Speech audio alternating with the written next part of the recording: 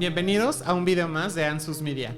Yo soy Poncho Heflig y si te interesa el contenido de salud mental, emocional o energética, estás en el lugar correcto.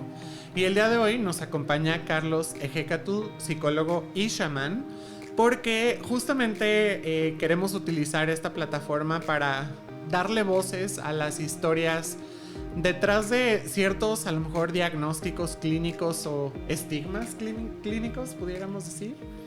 Y pues un poquito platicar cómo se viven en el día a día, ¿no? Más allá de las páginas de un libro o de un diagnóstico o una búsqueda en Google, cómo se viven en la vida real. Y obviamente esto va a ser diferente para cada persona, pero el día de hoy específicamente queremos platicar sobre el trastorno límite de la personalidad. Y pues Carlos, que la verdad no le voy a decir Carlos, le voy a decir Charlie, porque se me va a olvidar decirle Carlos. Y Charlie nos va a platicar su historia al respecto. Bienvenido, Charlie. Gracias, Poncho, gracias. Ay, pues, ¿por dónde empezar? A ver, es una historia larga. Dale, tenemos tiempo. Un poco muy caótica, pero con un desenlace feliz. Ok. Pues mira, todo empezó...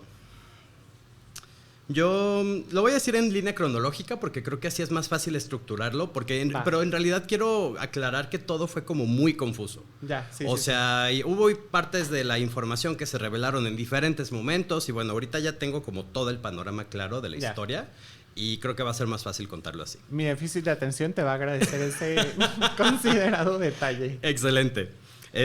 Bueno, todo empezó en la infancia muy temprana. Como a los 4 o 5 años sufrí de abuso sexual infantil. Y después, como a los 7 yo creo, sufrí una violación. O sea, ¿se puede decir eso aquí? Sí. Ok. Ya así como algo mucho más grave, fue muy violenta, muy fuerte. Y bueno, eso quedó como súper reprimido. Además, en una etapa muy formativa. Claro. ¿No? O sea, en la etapa plena como clave del desarrollo del niño. Y pues bueno, eso lo reprimí naturalmente con mis mecanismos de defensa, o bueno, mejor dicho, lo escindí, que es el mecanismo border. Hice como que no sucedió y viví vida pues normal. Mi infancia fue relativamente normal, agradable. Bueno, yo nunca he sido una persona normal, pero todo transcurrió. Normal, entre comillas. Sí, pero digamos que todo sucedió como tenía que suceder. Bueno, en la escuela, tenía por ahí, ya empezaba como cierta sintomatología muy oculta, muy sutil. Me orinaba en las noches, en la cama, tenía como esos episodios y pues no sabíamos por qué.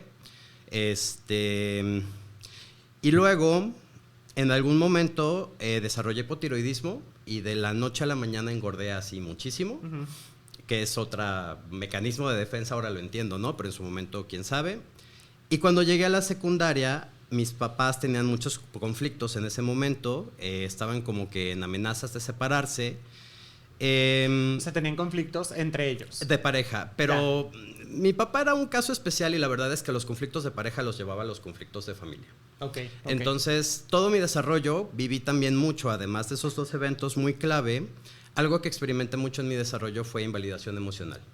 Desde que tengo una familia muy racional, y yo soy hipersensible, soy persona altamente sensible. Cáncer. Cáncer, además, sí. Ascendente. En Escorpio. Bye. Y luna en Acuario, ¿no? Entonces, como que sí empatizaba con esa parte racional y lógica desde mi luna acuariana, pero pues yo soy un corazoncito con patas, ¿no? Así me ha dicho varias gente. Entonces, para mí era como muy difícil de repente esa parte de la invalidación emocional, había mucha exigencia también. Y ¿tú te dabas cuenta en su momento? O sea, ¿o cómo vivías esta invalidación emocional entonces? Porque entiendo que a lo mejor ya acomodada uno dice, claro, me estaban invalidando emocionalmente y ya le pones el nombre y tal. Ajá. Pero en su momento, ¿cómo es que lo vivías o cómo se presentaba esta invalidación emocional? Yo simplemente asumía que estaba mal expresar mis emociones y aprendí a manejarme como un gatito que va como que me acerco así discretamente. Sigiloso al pasar. Ajá, ¿no? Aprendí a hacer como... Algo también que viví mucho en mi desarrollo fue como mucha inestabilidad de qué estaba bien y qué estaba mal. Mi papá era bipolar. Cuando éramos niños lo tenía como más tranqui. Le tronó la tacha cuando muere mi abuelo. Ahí sí se le dispara una depresión de la chingada y toda su bipolaridad en su máximo esplendor.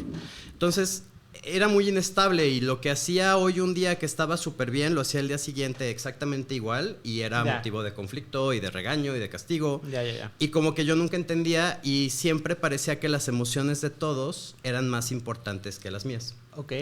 Y yo crecía también con una culpa muy internalizada a raíz de estos eventos, que es una consecuencia que ahora entiendo natural, pero yo vivía como con mucha culpa, entonces yo me sentía malo y sucio y yo quería ser bueno y no quería generar conflictos, ¿no? Okay. O sea, no quería estorbar, sentía culpa porque mis papás gastaban dinero en mí en momentos, o sea, yo me tenía en un concepto como de estorbo casi, ¿no? Y era muy curioso porque era como, ¿de dónde? Uh-huh.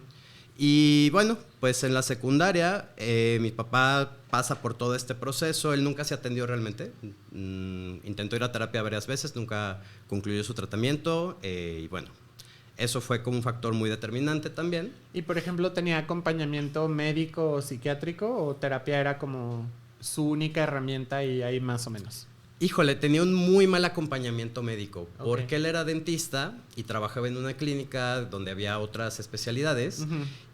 Y sus amigos médicos le decían, tómate esta pastillita, te va a caer bien.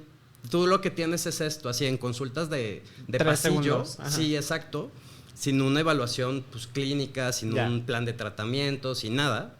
Entonces el señor se tomaba las pastillas y de repente se estabilizaba un poco, pero no completamente porque no eran para su tratamiento. Claro. Obvio, yo también tardé años en darme cuenta que era bipolar, ¿no? No, esto no... Digo, ahora lo tengo claro. Pero entonces solo era de, pues, mi papá se enoja, mi papá me pelea, mi papá me invalida, mi papá me impone, muchas cosas. También tenía un lado muy chido, que era muy cariñoso, muy amoroso, muy generoso, me pagó una educación cara, la verdad, que se lo agradezco mucho. Kudos to that. Sí. Entonces, y luego cuando se sentía bien, se dejaba de tomar la pastilla. Ya. Porque ya se sentía bien. La vieja confiable, amigos. No lo hagan, tomen sus Sad Bitch Skittles. Sí, no, y la verdad es que el proceso psiquiátrico es un compromiso. Sí. Es un compromiso que involucra mucho de la persona, ¿no? Y es parte también de lo que me gustaría comunicar hoy. Voy a hablar de mis circunstancias, pero al final voy a amalgamar como todo. Estoy ahorita como entre dos perspectivas. Por un lado, todo lo que viví en mi diagnóstico de salud mental fue el producto de una vida que me tocó, pero yo he podido decidir crearme otra vida con base en lo que yo quiero y deseo. Fue una putiza. Fue, sí. Pero lo que quiero, o sea, lo que quiero es como decir que sí se puede. ¿No? Involucra mucho tiempo, paciencia, recursos, desgaste, pero sí se puede. Entonces, por un lado es eso, y por otro lado algo que me he dado cuenta también mucho últimamente, esto es como mucho más espiritual en un nivel muy alto de responsabilidad, y no lo quiero decir desde un lugar que otras personas puedan usarlo para revictimizar a alguien más, porque es muy sensible esto que voy a decir, pero me he dado cuenta que yo ya traía los temas que mis circunstancias acrecentaron y detonaron, pero eran como temas míos espirituales, de broncas atoradas con la vida y con mi propia evolución y con mi propio proceso de conciencia. Y mis circunstancias fueron como las cómplices para que eso se aterrizara en mi conciencia. Pero yo, de alguna forma, sí era mi tarea, pues. No, o sea, y lo digo como un factor de tomar responsabilidad. No de que voy a decir que mis victimarios fueron mis maestros. Mi maestro fui yo, al transformar lo que viví en algo, en otra posibilidad de vida que no debería de tener. Pero sí de darme cuenta, de hacerme responsable, que el único que pudo o que puede precisamente cambiar esa perspectiva y darme esas posibilidades soy yo. Claro. Entonces es como, no es justo, pero solo tú lo puedes hacer. Sí. Me gusta mucho esta forma que tienes de plantearlo porque, o sea, me ayuda como a dar un concepto que nunca he podido explicar bien, pero que lo he pensado, que de pronto justo tenemos como esta idea o esta noción de que la gente que nos lastima nos enseña, o que la gente que nos hace daño son nuestros maestros, ¿no? Y en mi historia personal he pasado justo por momentos de, güey, la neta no te perdono, ¿no? Güey, Claro. de si chingas a tu madre, ¿sabes? Como Sí. de respetar ese enojo y esos procesos, pero aún llegando como a esta parte ya con más tiempo, más conciencia y tal, a mí sí me cuesta trabajo como acomodarlo y asumirlo desde ahí como, ay, gracias, fuiste mi maestro. Es como, sí reconocer justo el rol que jugaron y... O sea, en esto que estoy explicando se nota lo difícil que es para mí acomodarlo y lo claro que tú lo dijiste. Porque justo es eso, ¿sabes? Como reconocer que a final de cuentas fueron los recursos propios, sí expresados a través de toda una experiencia como multifacética y con más personajes, porque finalmente no venimos aquí a aprender en el vacío, Claro. venimos a aprender en la conexión con otros, en nuestro contexto, y eso puede tomar 30,000 formas diferentes. Pero me gusta esto que aclaras también de no utilizarlo para revictimizar, porque ciertamente se puede escuchar como que, ay, bueno, pues gracias porque tú eras el que me tenías que enseñar a sobrevivir una violación. Y es como, güey, de todas maneras eres un... De todas formas. ¿No? O sea, como... Sí, mira, yo como lo entiendo, el maestro eres tú. Uh-huh. Y lo que tú decides hacer con eso que viviste. Los victimarios o los otros actores son la adversidad. Ahora, de hecho lancé un reel de eso hace poquito. La adversidad es una oportunidad de evolución y de crecimiento y de libertad y de poder. Claro. La tienes que enfrentar y enfrentarla es una chinga.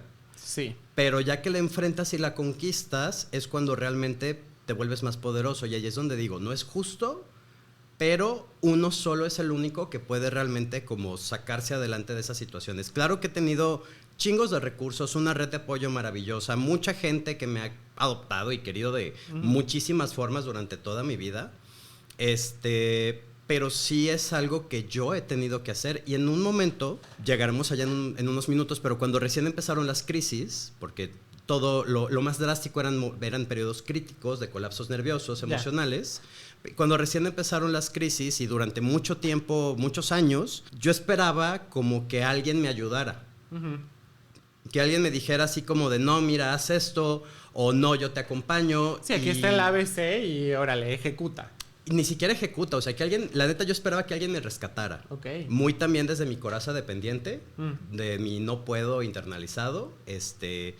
Yo esperaba siempre que alguien llegara, yo fantaseaba mucho con que alguien me dijera que tenía un tumor en el cerebro y Ya. que al quitármelo todo iba a mejorar. Ajá. O que sí era un químico, como plantean algunos médicos, y que al tomar una pastilla mágicamente se iba a solucionar. Claro. Digo, mucho después, porque al principio estaba muy en contra de las pastillas. Uh-huh. O que incluso en mi mente como muy, muy, muy fantástica, yo fantaseaba con que esto era un videojuego, con que iba a despertar en otra realidad, pues también mecanismos de disociación durísimos, ¿no? Uh-huh. O con que yo era... ¿Qué? ¿Esto no es un videojuego? Bueno, sí, pero luego hay que hacer otro programa de eso.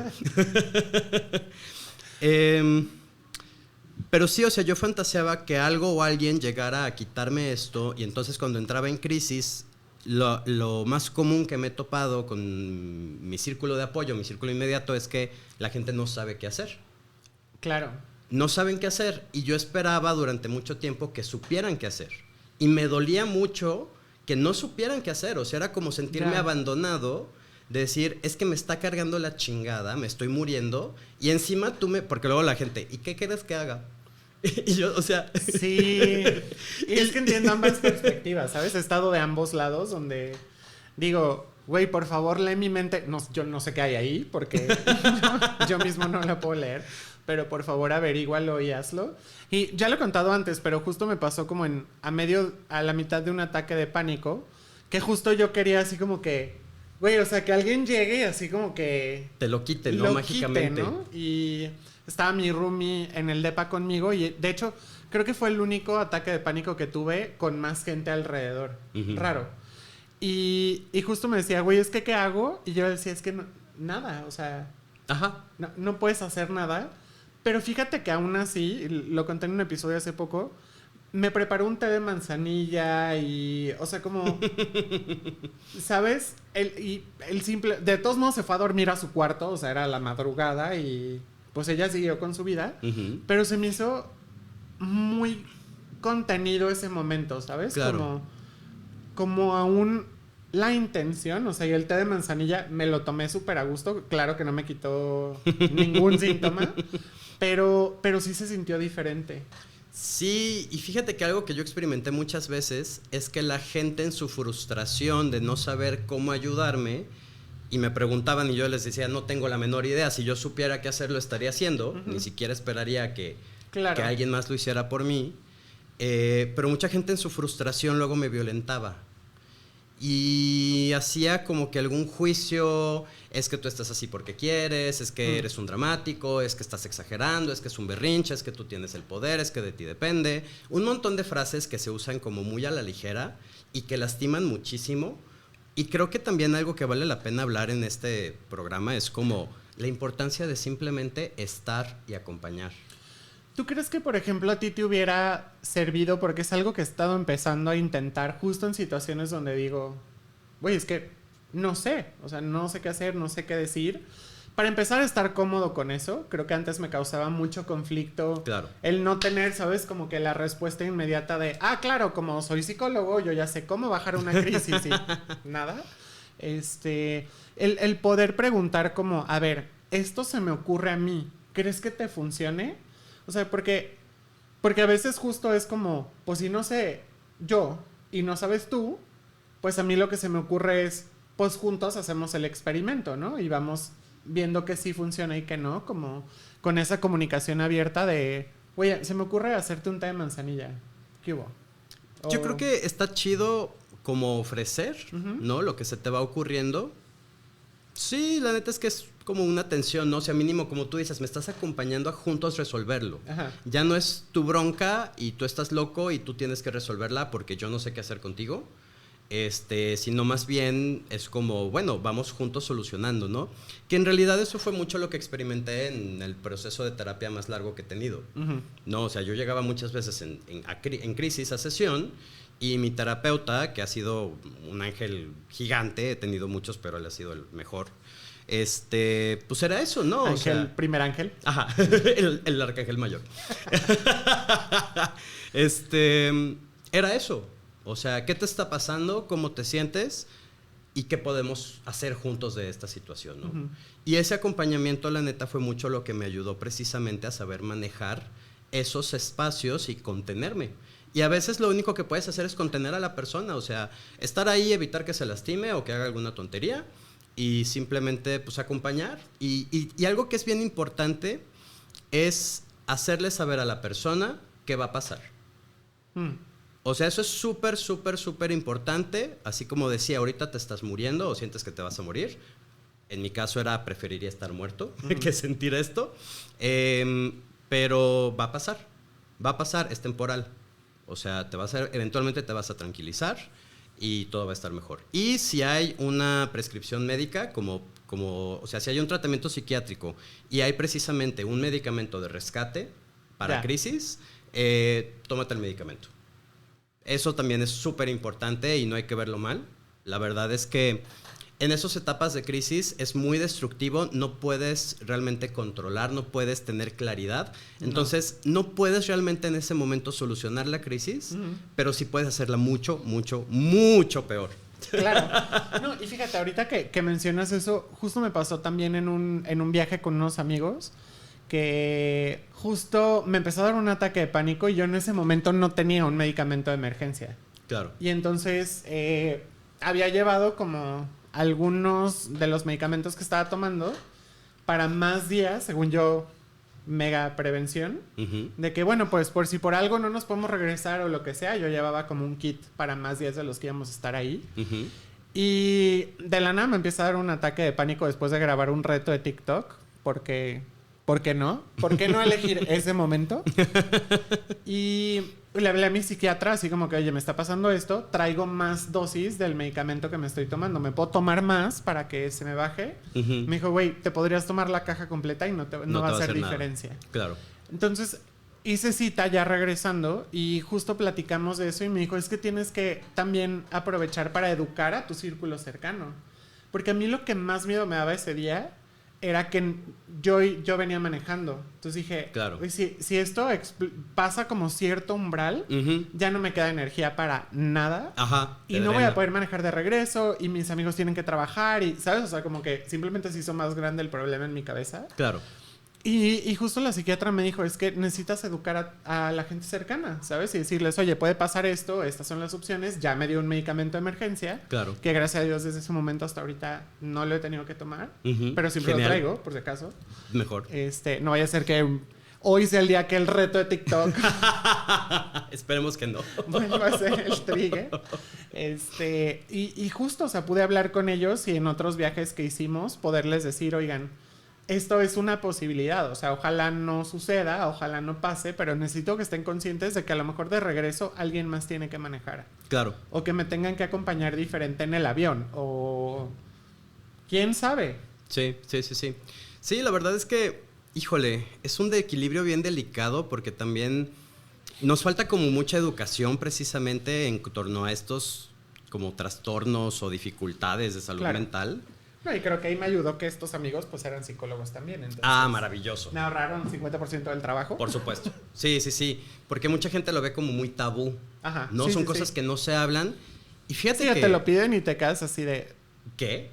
Ajá. Claro. Le da mucho miedo a la gente también. Sí. Y... fíjate que yo he notado que cuando seguido soy terapeuta, me toca preguntarle a la gente sobre sus miedos o a veces por plática casual X. Y a muchísima gente de sus peores miedos es estar loca. Y es que está cabrón porque cuando estás loco eres invalidado por todo y por todos. O sea, hagas lo que hagas, opines lo que opines, pienses lo que pienses, no vale, no importa, porque estás loco. Entonces, claro que es un pánico que muchísima gente tiene porque simplemente ya de entrada estás mal. Sí. O sea... sí, ya ni siquiera partes del beneficio de la duda, ya... Exacto. Partes de lo último, que es facilísimo desacreditar a alguien por su salud mental. Claro. De hecho, se ha hecho históricamente como un mecanismo de violencia, ¿no? O sea, no me dejas la herencia, pues bueno, tienes demencia. Esta persona está hablando de más, pues vamos a internarla. Esta persona sabe cosas que no debería saber o opina cosas que no debería de opinar. Claro. Bueno, está mal de sus facultades mentales. Sí. Las mujeres son histéricas, ¿no? O sea, históricamente se ha utilizado la salud mental para invalidar. Qué cañón, pero sí. O sea, al grado de que la homosexualidad estaba en el DSM hasta hace unos años. Exactamente, ¿no? O sea, también cuántas veces no se ha invalidado a alguien simplemente por ser homosexual. Es como de ya, hagas lo que hagas, digas lo que digas, va a estar mal, ni te escucho, ya te porque, pues, vaya. Sí. Entonces, es interesante también como el estigma que tenemos de la salud mental también es como este rollo de es algo que no se quita, es para siempre. Y sí, y no, y no, y sí. Ajá. ¿No? Llegaré a eso. Estoy de acuerdo, pero me esperará que lo explique. Sí. Entonces, en la secundaria fue cuando empezaron los síntomas más fuertes, ya emocionales, no solo como físicos, que fue la depresión. Me empecé a deprimir, la verdad, o sea, yo vivía muy amargado, muy deprimido, triste todo el tiempo, lloraba muchísimo, vivía muy peleado con la gente, ¿no? O sea, con mis pares, yo era así como, era como el lidercito del grupo de ñoños. Ajá. Y curiosamente lloraba, pero mi actitud siempre era como de combate, o sea, y eso es a lo que me refiero cuando digo que también importa como el drama personal que uno viene a resolver en esta vida. Ok. Parte de mi drama personal era odiar al mundo, odiar a la gente y por ende odiar una vida humana. O sea, odiar a la humanidad porque los juzgaba de 1000 cosas horribles. Que a lo mejor sí somos algún par de esas cosas. Pero también somos más cosas. Claro. Y justo, o sea, la humanidad es como un diamante en bruto. Cuando lo pules puede ser algo verdaderamente hermoso. Claro. Y cuando lo decaes, puta, o sea, apesta durísimo. Bueno, los carbones no apestan, pero manchan. Cuando lo dejas en el magma por un tiempo indefinido. ¿Puedo hacer una pausa para contar esa historia? Por favor, que no tiene nada que ver con nada, pero mi TDA lo pide a gritos. Haz de cuenta que una vez Charlie estaba justamente en un programa de radio, de video podcast, supongo, porque también estaban transmitiendo en video. Y estaba guiando una meditación, ¿no? Y cabe mencionar que esa meditación yo la había hecho con Charlie un par de semanas antes por alguna otra circunstancia, en un curso o sepa. Y entonces cuando empecé a escuchar la meditación dije, ah, claro, ya ubico para dónde va. O sea, ya me sé este caminito. No hay problema. Y entonces estaba transmitiendo como por Zoom, supongo, o Por algo Facebook. así, ¿no? Por Facebook. Pero por internet, pues. El caso que yo estaba escuchando. Y entonces estaba guiando la meditación y tal. Y en algún punto de la meditación hay que ir al centro de la Tierra, ¿no? Pues ahí tienen a su pendejo en el centro de la Tierra, flotando entre el magma. Y yo dejé de escuchar a Charlie. Entonces dije, bueno, a lo mejor es parte del plan que uno esté aquí un ratito, a gusto. Es como un sauna espiritual. Y ahí me quedé flotando hasta que llegó un momento en el que dije, algo aquí está raro. Y en eso, la persona que estaba guiando el podcast empieza a hacer como ruidos guturales. Y yo tenía los ojos cerrados, entonces no tenía contexto de qué estaba pasando, pero de repente empecé a escuchar como gruñidos, gemidos, de todo. Y dije, güey, esta meditación ya se puso rara, ya me la estoy pasando medio extraño. Y abre el ojillo así, no sé si alguna vez han estado como en una ceremonia o en una meditación, que como que se desubican poquito y abren el ojillo como para ver qué está pasando. Y Charlie... desaparecido. No estaba, se le cayó el internet. Me desconecté. No sé qué pedo, pero el caso es que nunca volvió. O sea, volvió, pero ya como que la señora que estaba guiando la conversación como que dijo, esto ya terminó, como que o sea, jamás terminamos esa meditación.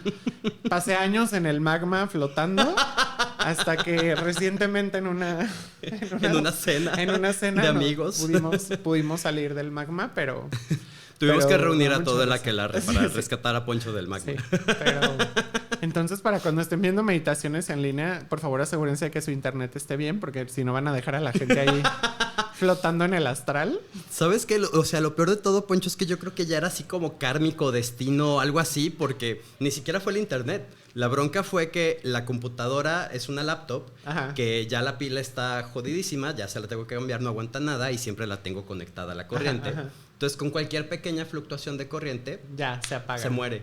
Y justo es más largo que se te apague la compu y volver a prenderla y volver totalmente. a entrar y todo a que solo se vaya el internet, ¿no? Sí. Entonces, ya era tú tenías un contrato ahí que pagar con el magma. Oye, ¿sabes qué nunca pensé? ¿Qué? ¿Cuántas otras personas?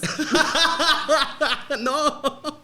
Ahora tengo que hacer algo para rescatar a los demás del magma. ¿Cuántas otras personas siguen atoradas ahí? No, y lo peor es la que fecha. Lo peor es que ese programa, pues ahí está y más gente lo puede volver a ver. O sea, sí, es como sí. una trampa de magma. Totalmente. Me urge que vayan a hacer la meditación de la magma a medias. Además, ni era el magma, ¿no? Era como el centro de la Tierra o algo Era así. el centro de la Tierra, pero sí menciono magma porque justo digo que al centro de la Tierra es como una estrella de cristal de cuarzo en un núcleo de lava. Ajá. Y pues ahí tienen a su pendejo por años, atorado, flotando Nadando la en lava, el magma. como Pokémon. En fin, se cierra paréntesis. ¿De qué hablábamos? De que me deprimí durísimo en la secundaria. Ajá.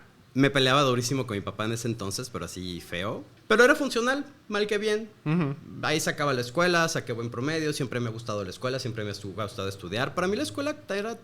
Me gusta aprender, soy inteligente y me gusta sentirme inteligente, además. Y no sé, la escuela era como un refugio. Además de que también hay mucha exigencia en mi vida. Y quiero aclarar que digo hay mucha exigencia porque sí era muy exigido en casa, pero también yo, vuelvo a lo mismo, es un drama que yo ya traía en mi vida. De nacimiento, o sea, siempre he sido súper exigente conmigo y con los demás y con la realidad. Algo Justo que se me de hace como súper importante de esto que mencionas y que creo que vale la pena puntualizar es que justo muchas veces los padres ya más de nuestra generación que ya consideran la salud mental importante, Ajá. sus primeras pistas de que algo no anda bien justo tienen que ver con la escuela, cuando les empieza a ir mal en la escuela. Sí. Y es bien importante reconocer que no es el único indicador. Claro. Que el desempeño académico y escolar bueno, de todos modos puede esconder detrás otras dinámicas, justo compensatorias o ¿no? Simplemente resulta que la persona es buena para estudiar y resulta que está sufriendo muchísimo en otras cosas. O capaz que hasta ahí se refugia, ¿no? Exacto. O sea, Entonces creo que vale la pena para quienes son padres que nos escuchan, pues también consideren que el desempeño académico no es el único ni el mayor indicador de un tema de salud mental en sus hijos. y es que creo que es justo el estigma de salud mental, tanto en niños como en adolescentes, adultos mayores. Asociamos a ver, como es un tabú la salud sexual. Sí, también es tabú, pero Dije, esto va a llegar a algún punto. no, bueno, también Empezó es tabú, raro, pero no, como es un tabú la salud mental. Ay. Puros tabús aquí. Como si es un tabú, la gente no se atreve a decir, ¿sabes qué? Yo estoy atravesando un cuadro depresivo, o Sí. ataques de pánico, o tengo ansiedad, o tengo bipolaridad, o soy border, o lo que sea. Entonces, la gente no lo comunica. Y la gente que no lo experimenta tiene una idea caricaturizada de acuerdo a lo que Hollywood muestra. Que suelen ser los extremos. Exactamente, son historias como muy dramatizadas porque son arte, en el mejor de los casos. Pero el punto es que sirven o sea, cumplen otra función que no es educar y Claro. que no necesariamente es representar la realidad. Entonces la gente asume como una expectativa y la verdad es que hay muchísima trastornos de salud mental funcionales. Sí. Entonces uno asume que porque la gente sonríe y va al trabajo o va a la escuela y les va bien y cumplen con sus obligaciones, están bien. Uh-huh. Y es muy curioso también, ahora que lo digo, reflexiono, pensar que cumplir con una obligación, con una expectativa social, se asume como bienestar. Claro, qué O fuerte. sea, tenemos como esa programación, ¿no? De cumple, está bien. Es que, ¿sabes qué? Al menos es un no me estorba. Claro, Y no solo no me estorba a mí, no parece estorbarse a sí mismo. así es. Entonces es como, híjole, no hay que moverle porque todo el caos alrededor a lo mejor puede ser prioritario para algunas personas, pero sí está muy cañón esto que reflexionas de que justo cumplir estas expectativas, por más extrañas y raras que sean, ya nos ponen como una etiquetita de compliant, ¿sabes? Como de Exacto, ¿no? Palomita. molde. Funcionas, produces. Y pues ya, ¿no? O sea, tu percepción de cómo Sí, así le funcionas estás y pasando produces. de la chingada por dentro, pues Exacto, no me importa. un daño colateral, o sea, como... Así es. Entonces, Dale. pues yo era muy funcional y también en ese entonces no se hablaba tanto de depresión infantil. Y pues simplemente era como una mala racha, ¿no? Ahí empecé en la secundaria precisamente, con mi mamá conocí una doctora que trabajaba con todo este tema como de medicina alternativa y fue a verme para lo del sobrepeso y ella fue la que me detecta que era hipotiroidismo. Okay. Antes era muy frustrante, digo, no se trata de eso la historia, pero era muy frustrante porque yo vivía a dieta, comiendo bien, nunca comí ni gancitos, ni sabritas, ni esas cosas. O sea, que comían todos los niños porque pues yo estaba a dieta y no bajaba de peso y era como muy frustrante y vuelve la exigencia y vuelve la invalidación y vuelve la autoestima mala. Es muy raro, o sea, porque todo estaba, aunque tuve mucho amor en mi desarrollo y mucho cuidado, todas las cartas estaban tiradas para que yo desarrollara este trip. Ya. O sea, es como muy triste también darte cuenta cómo a veces ni siquiera es como que falta de amor, que es también la expectativa que se tiene, sino que realmente vivimos en esquemas sociales, culturales muy enfermos. Híjole, y creo que esa parte también es bien importante porque justo pasa que muchos papás no quieren llevar a sus hijos a terapia porque no quieren asumir como la culpa o la responsabilidad o sentir que gracias a lo que han hecho o dejado de hacer es que su hijo o hija está pasando por alguna circunstancia y en realidad, pues claro que los papás son unos referentes muy importantes, pero tampoco es lo único de lo que se rodea una persona. Sí. Y ese contexto en el que nos desarrollamos nosotros también intervienen nuestros papás. sí, claro. Y a su propia inteligencia emocional y a su propia asertividad y claridad y herramientas que pueden propiciar o no o sabotear la salud mental de un niño totalmente. en desarrollo. Pero justo es eso, ¿sabes? Como ojalá nos atrevamos cada vez más a acompañar estos procesos sin que el ego nos estorbe de creer que nosotros somos causa de todo. Claro, sí. Y también es bien raro porque algo que yo notaba en mi familia era como una especie de culpa, pero desde esa culpa llegaba esta frustración y se desesperaban. Entonces, o sea, todo mis crisis, que en realidad ahora que lo pienso empezaron desde ese entonces, eran percibidas como, además era adolescente, pues eran percibidas como berrinches. Ya. Y ahí estaba justo la invalidación emocional. O sea, yo sentía que se me estaba cayendo el mundo y me desplomaba llorando cuando ya no aguantaba más el llanto, y para mi familia era un berrinche adolescente, ¿no? Sí, sí. Entonces, también yo como que internalicé eso y dije, pues sí. Y la neta es que si lo veo desde fuera ahora con mucha madurez y conciencia, mi familia no tenía herramientas para funcionar, para reaccionar de una mejor manera. O sea, sí me hicieron daño, pero ¿cómo le hacían? Si ellos mismos no sabían lo que pasaba. Claro. No, o sea, si ellos mismos no tenían herramientas de gestión emocional, si no se hablaba de salud mental en niños, si no se sabía que era un border bien o sea, claro, el sistema mismo en el que te movías estaba programado para que la conclusión fuera que era un berrinche. Exacto, y como era además muy consciente y muy inteligente, me daba cuenta de ese sistema y más alimentaba como ese amargura hacia la vida y el mundo, que de alguna forma que yo no me daba cuenta, eso retroalimentaba esa misma depresión, ansiedad, crisis, desesperanza. Entonces era como un ciclo vicioso, sí, en el que yo era también copartícipe, inconscientemente. Y sin querer, obviamente, porque también, o sea, eso de estás así porque quieres es como de las peores cosas que le pueden decir a alguien en un mal momento. Lo entendía a la mala, pero así. sí. Y vaya que lo recibí varias veces, ¿no? Pero bueno, pues llego a la...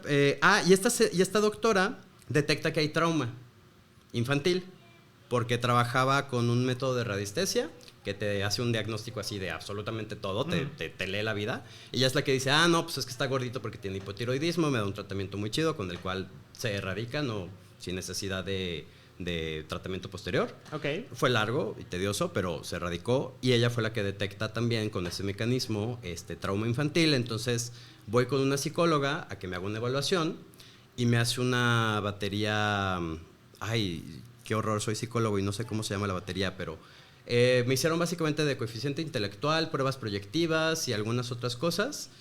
Y dice, no, pues este muchacho está bien. Y es que claro, o sea, si hubiera sido una represión neurótica, hubiera salido en las pruebas proyectivas. Pero el pedo es que fue una decisión border. O sea, yo no estaba consciente, había como dos yo. Estaba castigada esa memoria. Ni siquiera castigada, estaba como, no había contacto, existía casi como personalidad múltiple, pero no tan hardcore. Ya. O sea, digamos que había un yo que entraba en crisis, que era el que cargaba la invalidación, los abusos y todo lo demás que fui experimentando, que me llevaron a esos puntos, la exigencia, etcétera. Y estaba como el yo consciente, que era una persona, pues sí, amargada, deprimida, pero como funcional y alegre y buena onda y cotorro y amoroso y pues como cualquier persona, ¿no? O sea, no sé si como cualquier persona, pero viviendo mi vida como podía. Sí, digamos como sin levantar sospecha, como... Ándale. Masking. Ni de mí mismo.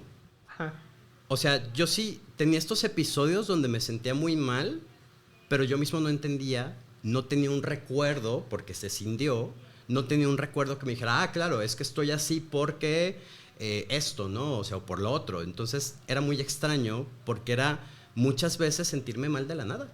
De la nada, o sea, todo podía estar bien y yo estaba sintiendo que me quería morir. Entonces, bueno, durante la secundaria y la prepa sí fue más la situación familiar y sobre todo las peleas que me aventaba con mi papá, que eran muchas, y vaya que el hombre encontró muchas formas de lastimarme. Y luego se disculpaba cuando él también tenía como este juego desde su bipolaridad. Cuando se iba a periodos maníacos, se exaltaba mucho y era muy hiriente y no medía sus palabras. Y cuando caía en los periodos depresivos le entraba la culpa. Y luego llegaba y era así como de, no, hijo, perdón, es que tú y yo, y voy a cambiar y todo va a ser mejor y ta. Entonces también como que esa contradicción que viví también aportaba a que yo también decía, no, pues es que este lado lo escondo y este lado es el que existe, no sé. Claro, era muy totalmente. Te digo, o sea, de alguna forma todas las circunstancias confabulaban para que eso se estuviera desarrollando y que además como que no se detectara o no se saliera a la luz. Y entonces vas con esta psicóloga y te dice, no, este niño, todo bien, palomita en todo. Ajá. Y luego, no, y peor.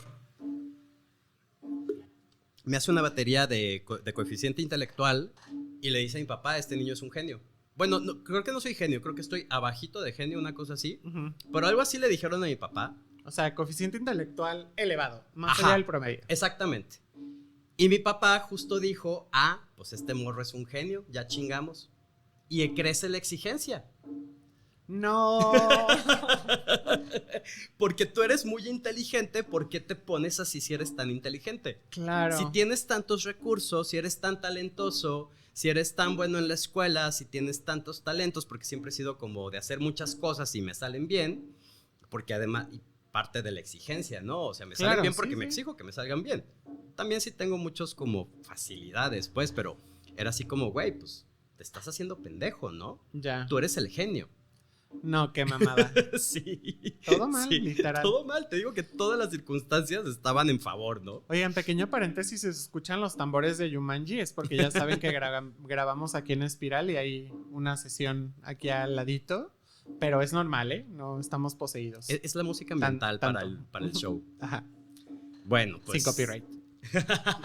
Exacto.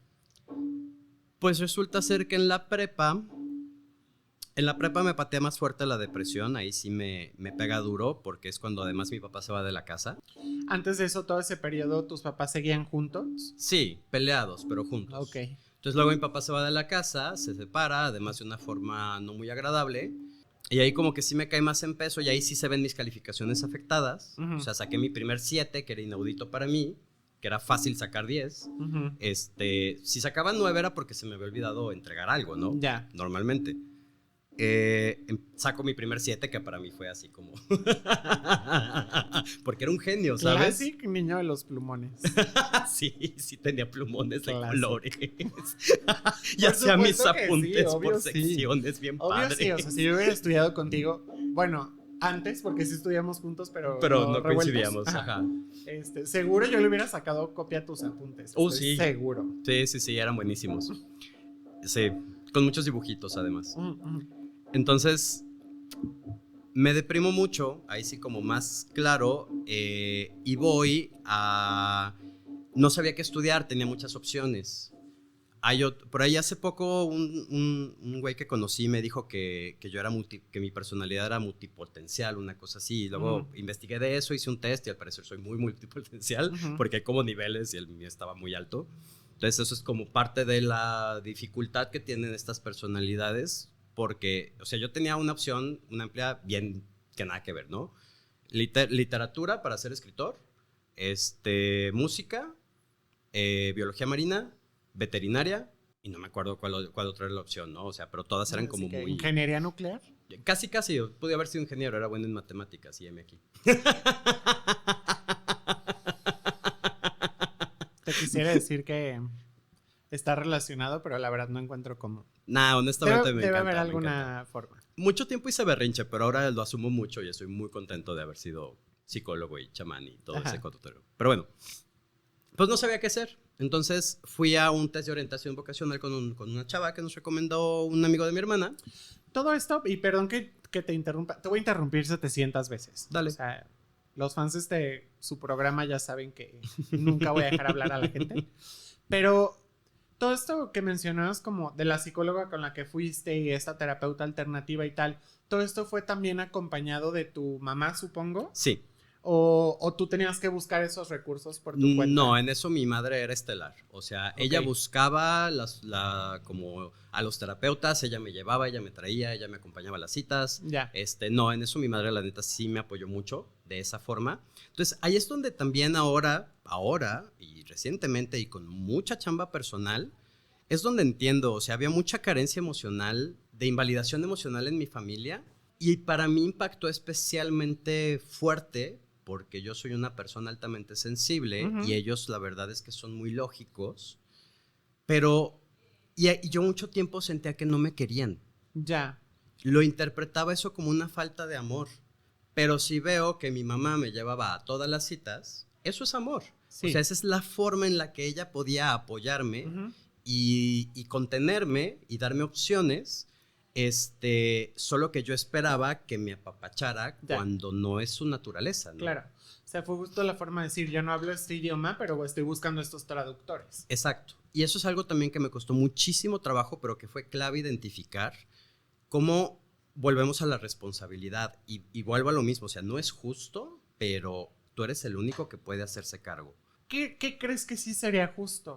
Híjole, como que hubiera más herramientas para realmente apoyarnos y acompañarnos y quizá más conciencia, más conocimiento, pero eso involucra, o sea, la bronca es que para que eso exista a nivel colectivo tendríamos que cambiar nuestros sistemas en todos los sentidos. Sí. O sea, le estoy y que pidiendo... va a tener que haber justo estos soldados de Dios que pasen por esto para que esas herramientas justo se encuentren, se compartan, se reproduzcan. Porque la verdad es que, a ver, me pasó 1000 veces que entraba en crisis, algún amigo se acercaba sintiéndose el salvador, y cuando, como pensando que iban a poder ayudarme, como pueden ayudar a mucha otra gente que entra en crisis, pero que no tiene un trastorno, Ajá.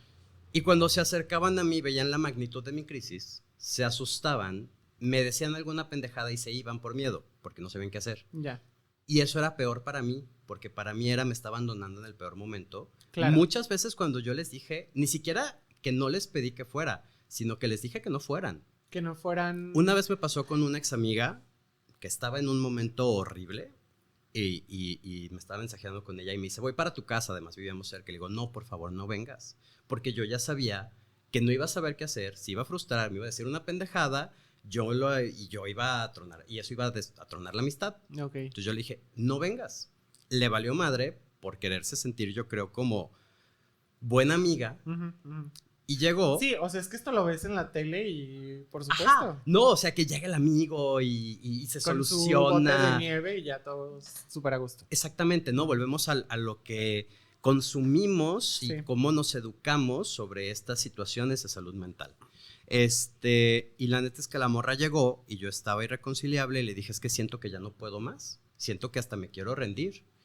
Y ella se friquea durísimo y me dice, es que yo no tengo las herramientas para saber qué hacer en esta situación. Y tú así de, bitch, ya sé, por eso. Y yo, no shit, Sherlock. Y la neta volteé y le dije, yo no te pedí que vinieras, Ajá. ya sabes dónde está la salida. O sea, para mí fue peor, porque encima fue como volver a abandonarme, que era Sí. es mi pinche herida medular, el abandono, como Ya. desde la coraza dependiente. O sea, es como, güey, yo ya sabía que no ibas a poder, pero no tenías que abandonarme. Entonces, o sea, vuelvo a la importancia de aprender a estar. La neta es que si la morra simplemente hubiera estado conmigo un rato, me hubiera permitido desahogarme, dime qué piensas, dime qué sientes y vomítalo y no te voy a juzgar, ni me voy a tomar ni siquiera en serio porque estás en crisis. A ver, no se tomen en serio algo en que dice alguien en crisis, simplemente necesita vomitarlo. Entonces, solo vomítalo, te acompaño, te abrazo, te contengo y me voy.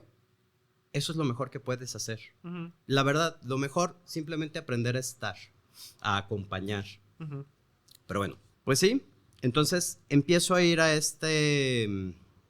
mi familia tampoco sabía qué hacer en esas situaciones, la verdad. Siempre también era así de que, nah, es un berrinche, es que eres muy intolerante. Sí, o sea, es que la gente improvisa con lo mejor que puede, pero es como girar la ruleta y a ver qué sale. Sí, y confronta mucho, Poncho. Cuando ves a alguien tan vulnerable, confronta con tu propia vulnerabilidad. Y como Claro. tenemos tan satanizada la vulnerabilidad, no puedo permitirme sentirme vulnerable y sobre todo no saber qué hacer. Y que a ver, o sea, hay muchas personas que justo en su composición neuropsíquica no llegan a esos extremos y justo por sus propias defensas no pueden acceder o no quieren, o una mezcla de ambas, esa vulnerabilidad. Y entonces no la conocen, no la asumen y no pueden entender y empatizar con alguien que al contrario no tiene la opción de no estar así. Claro, y además precisamente por sus defensas, cuando se ven confrontados con esa impotencia, actúan desde un mecanismo de defensa que es violentar e Ajá. invalidar.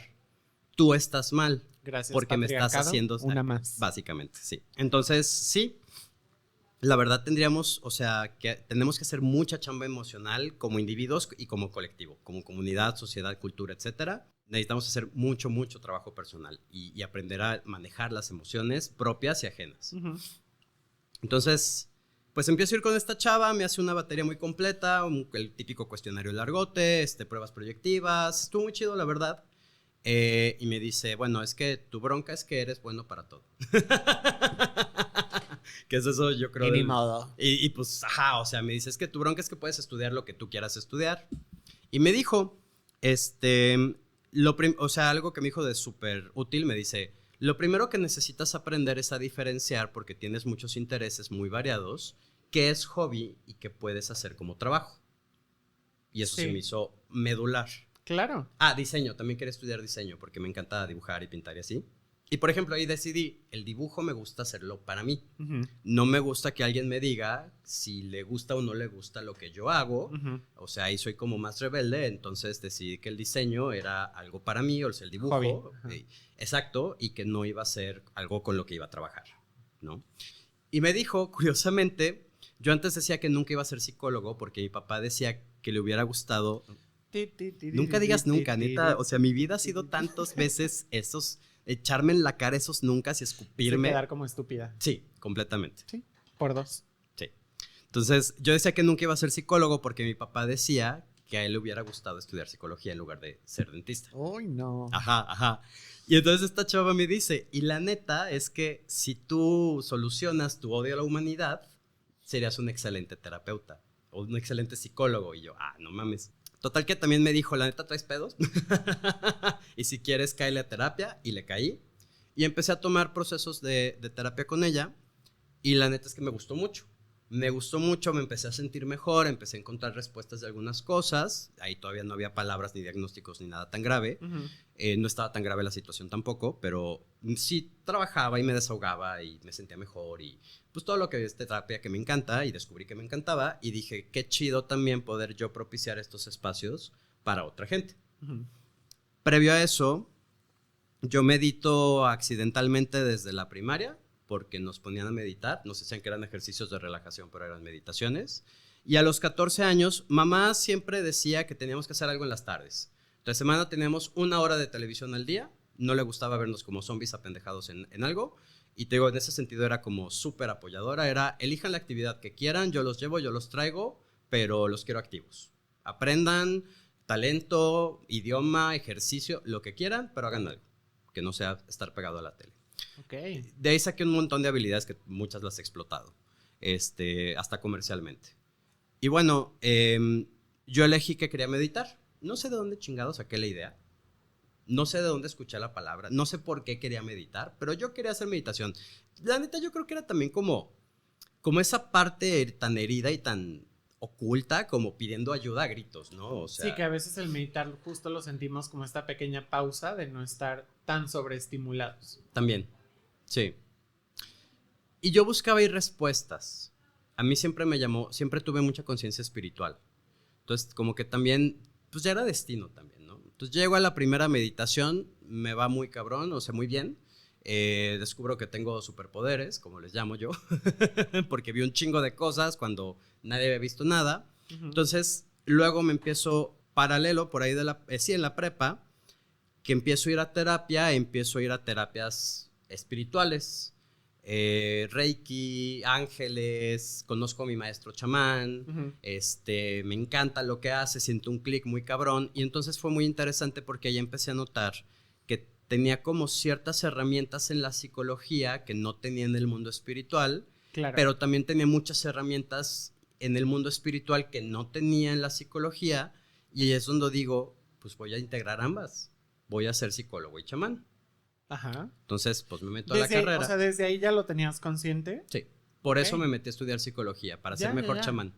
Ok. Porque yo ya estaba dando meditaciones cuando decidí No yo entrar en a el psicología. closet en psicología 80 años. Y tú voy a estudiar psicología para ser mejor chamán y yo, con mi escoba así. Escondida. No, sí, siempre he tenido demasiada claridad. Además, en ese entonces, por mi misma invalidación y mi misma baja autoestima, yo sentía que tenía que justificar mi existencia de una forma brutal, porque mi existencia era algo brutal. Entonces yo quería salvar el mundo. Ujú. Y mi forma, me interesaba mucho lo ambiental, pero yo decía, a ver, ¿quién jode la naturaleza? El ser humano.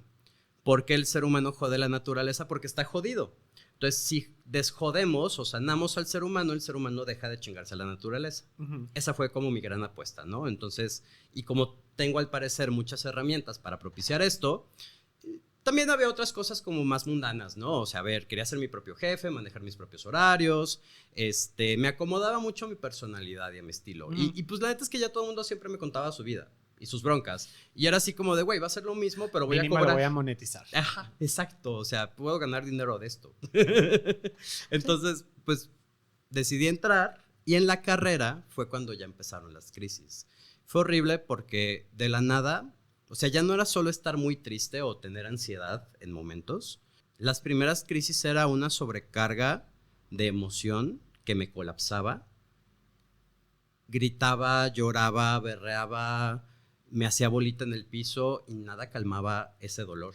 Y yo no entendía por qué, de dónde venía, no había un detonante, o sea, como específico.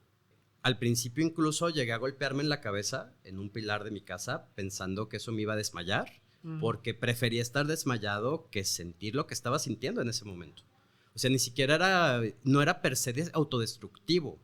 Era así como, güey, no puedo vivir esto. Póngale pausa. Exacto. En la prepa yo decía que yo le robaba el oxígeno a las personas y que era mejor que el aire y la comida y el agua que yo consumía los consumiera alguien más que era más importante o más especial o que tenía más ganas de vivir o que iba a ser mejor para el mundo, ¿no? Volvemos como... Esto es también como para ejemplificar un poco cómo se siente ser border, ¿no? O sea, era una invalidación de decir... no solamente no sumo, sino que además estorbo. O sea, era pues sí, yo me sentía un monstruo. Que eso también es muy consecuencia del trauma sexual. Claro. ¿No? El sentir que eres un monstruo, que estás sucio, que eres malo, etcétera. Y como además estaba escindido, pues chingaba a mi madre, ¿verdad? Sí, o sea, sin posibilidad como de repararlo en ese entonces porque no sabías que ahí estaba la grieta. Exactamente. Entonces empecé a tener las crisis muy fuertes. Y en ese entonces estaba trabajando mucho con mi maestro chamán y estaba en otro proceso terapéutico. Cuando vas con esta terapeuta que te dice hay trauma infantil, ¿ahí ya habías recordado cuál era el trauma infantil o todavía no? No. Solo era como parte ya de la información que algo había pasado, pero todavía no recordabas qué. Ajá. Ok. O sea, ahí también, pues empecé a ir a terapia y me empecé a dar cuenta de heridas de la infancia y yo asumía que eso era, ¿no? Ya, o sea, no sabía que había algo más. De hecho, fue muy impactante recordar. O sea, fue brutal recordar eso. Sí, me movió mucho. Sí, claro, ya lo creo. Y pues bueno, empecé a ir...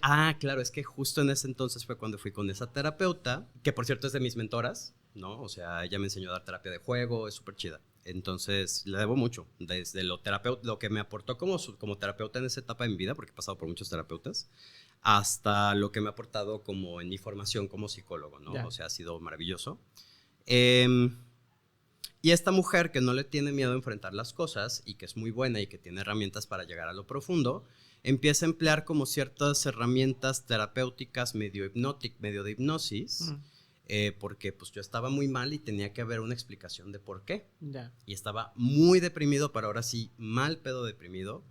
Y ahí es precisamente en una hipnosis, contactando con ese dolor y con esa alma en pena que yo sentía que tenía atrapado, que después entendí que era yo mismo, fue cuando fui recordando los abusos. Primero el abuso y muchos años después en otro proceso la violación, que fue más violenta, le digo. Entonces, y para mí al principio es bien loco todavía, ¿cómo decirlo? No lo cuestiono por todo lo que he vivido, o sea, como todas las consecuencias, los síntomas, es incuestionable que sucedió, pero todavía para mí es un recuerdo, aunque ya lo tengo claro, el recuerdo de principio a fin, es como un recuerdo fantasma. Ya. O sea, es cuando cuentan historias de ti de niño que tú no te acuerdas, pero sabes que son realidad. Como que no tienes la experiencia. Sí, que de cierta forma de todos modos las integras. Ajá. Entonces es así como que todavía es... ¿Y si habrá pasado?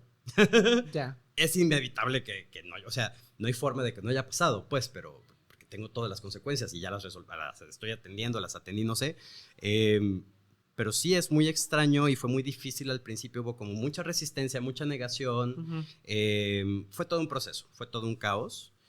Y de ahí tuve mi primer intento de suicidio, que fue muy chafa porque fue con unas pastillas para la gripa viejas, pero pues ya era el acto de intentar pues, terminar mi vida, sí, ¿no? O sea, ya estaba la intención. Exactamente, y justamente hice un trato conmigo mismo.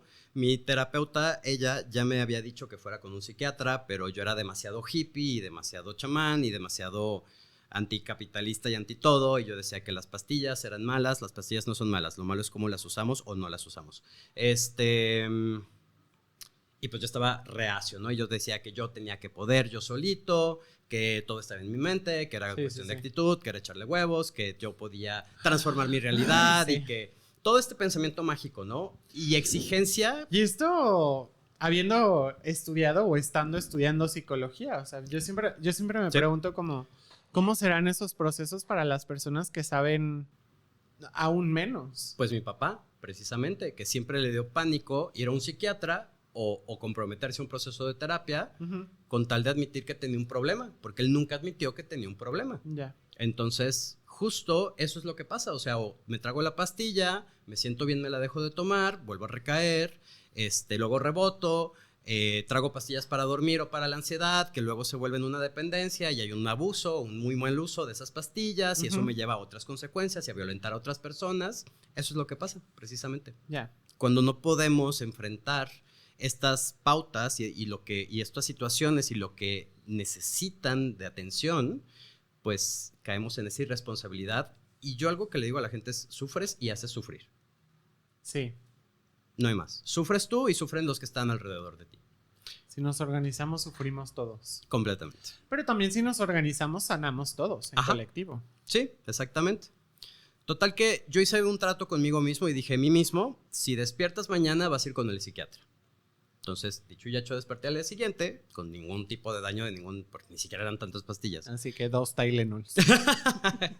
Pues era una carterita, pero bla. Te digo, eran antigripales caducos. Y yo pensé que eso ya era suficiente, ¿no? Porque las películas, volvemos a todo este consumo.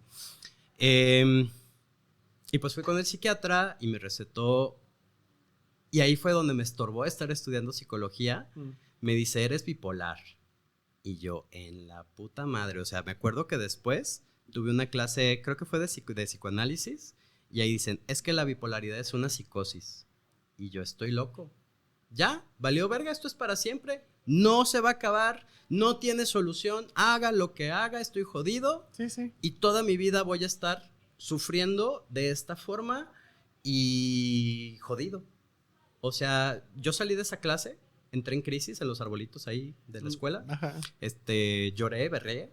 Me compuse en entré en crisis como en 10 minutos, me compuse en 5 porque había un descanso de 20 entre clase y clase. Y a la siguiente clase. Sí. Ay, no. Y me metí a la siguiente clase, exactamente. Entonces, pues el psiquiatra me dio antidepresivo y ansiolítico. Y la neta es que los medicamentos me pendejaron durísimo. Porque siempre al principio es muy difícil. O sea, eso también es algo que a la gente le genera mucha resistencia de la psiquiatría, que al principio, la verdad, sí te sientes mal. O sea, sí es un periodo de adaptación. Bueno, cada caso es único y más en la psiquiatría. No hay generalizaciones y es uno de las dificultades que tiene o las complejidades que tiene la psiquiatría, que cada organismo reacciona de forma súper distinta. Hay muy pocos estudios de la neuroquímica del cerebro porque no hay forma de analizarla. Más, o sea, directamente no te pueden abrir el cerebro y sacarte una muestra para ver qué químicos tienes y qué no. O sea, está como muy en evolución la psiquiatría. Hay pocas herramientas. Y la neta es que pues hay procesos donde al principio sí te sientes bien pendejo con los medicamentos. Lo que mucha gente no entiende es que ese es un periodo adaptativo que eventualmente pasa y ya luego ves los beneficios o el apoyo. Y hay situaciones donde sí le puedes echar ganas o sí puedes ir a terapia o sí puedes tomar herbolaria o flores de Bach, pero hay momentos y hay procesos en los que sí necesitas una pastillita. Sí. Hay de todo. Sí. O sea, yo, por ejemplo, en mi experiencia, sí, desde el primer momento que me tomé el medicamento, sí me sentí mucho mejor. Ok, genial. Sí hubo como ciertos periodos de ciertos, ¿cómo se llaman? Efectos secundarios que no me gustaron y entonces hubo que ajustar como dosis o el tipo de medicamento y tal. Claro. Pero sí desde el día 1 sentí una diferencia lo suficientemente significativa como para que te motivó. Como para no dejar ese proceso. Claro. Y creo que también eso es importante reconocerlo, que tenemos que tener mucha retroalimentación con nuestros profesionales de la salud mental. Fíjate que médicos y psicólogos y todo, porque justo es lo que les ayuda a ellos a armar bien el rompecabezas, ¿no? Exacto. Que de pronto también nos da pena decir, ay, no, ¿sabes qué? No me siento diferente. O me siento medio mal o ando medio zombie o lo que sea. Muchísima gente no tiene esa comunicación y he visto que se propicia tanto por parte de los profesionales de la salud como de los consultantes. Sí, no tienen ese hábito de dialogar con el psiquiatra y decirle, ¿sabes qué? El medicamento me cayó así, así, así, así, y me he sentido bien por esto y mal por esto, y que haya como esa comunicación que es vital. O sea, lo principal en un tratamiento con un psiquiatra es que te sientas en plena confianza, que le tengas confianza de decirle realmente lo que te está pasando para que realmente te pueda ayudar y realmente pueda ver qué medicamento sí, qué medicamento no, porque es muy volátil. O sea, hay medicamentos que te pueden llevar al cielo y otros que te pueden dar un pinche brote psicótico de la mierda, que me pasó. Yo, por ejemplo, algo que aprecié mucho de la psiquiatra con la que yo fui, que por ahí también tengo un programa con ella, es que justo siento que me hizo partícipe de mi propio tratamiento, ¿sabes? Y es que así tiene que ser. En el seguimiento, yo le decía, oye, ¿sabes qué? Estoy teniendo este efecto secundario. Por ejemplo, me pasaba que en las mañanas me mareaba. Nada grave, pero si caminaba en un espacio que estuviera muy abierto, como que medio se me movía poquito. ¿Podía funcionar perfectamente? Sí.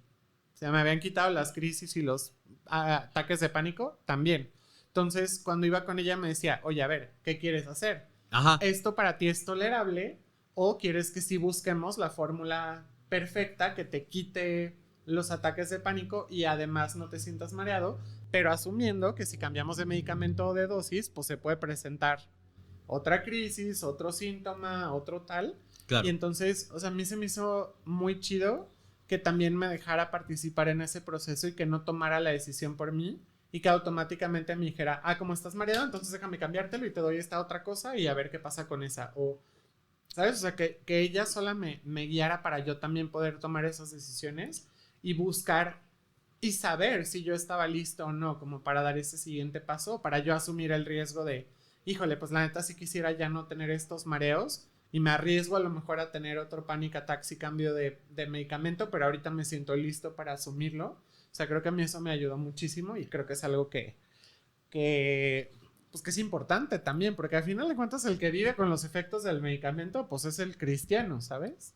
Y volvemos a la responsabilidad, o sea, qué mala onda que tengas ataques de pánico, pero ya los tienes. Y el único que puede saber cómo le dan y por qué le dan y en qué momentos le dan y qué está dispuesto a sacrificar o qué está dispuesto a jugar o a tolerar, es uno. Claro. O sea, entonces, la neta es que yo soy el principal profesional de la salud a cargo de mi propio proceso, ¿no? De tratamiento, o sea, yo sé a quién buscar o yo me encargo de saber a quién, a cómo, en qué momento, o sea, cuando yo asumí la responsabilidad de mi condición es cuando más empecé a mejorar, cuando dejé de esperar que alguien se hiciera cargo de mí y me diera una resolución o una respuesta fácil y rápida. Y cuando me di cuenta que solo de mí dependía realmente salir de toda esta situación fue cuando di un brinco cualitativo en mi tratamiento, ¿no? O sea, entonces sí, pues fui con un psiquiatra que no había comunicación, precisamente. Me sentí muy mal, dejé ese tratamiento y pues bueno, transcurrieron, de hecho al principio, en esa época que recién tomé los medicamentos, me acuerdo que en ese momento inscribí 10 materias, me atasqué. Logré desinscribir 3 porque me hicieron un paro. Fue cuando dije, ¿sabes qué? Estoy perdiendo tiempo y dinero. Entonces decidí salirme de la carrera un año porque además en este odio a la humanidad y en este acercamiento al chamanismo y al temazcal y todas estas cosas que me encantan, yo pensaba en mi cabeza romántica que la solución a la humanidad eran los indígenas. Y luego,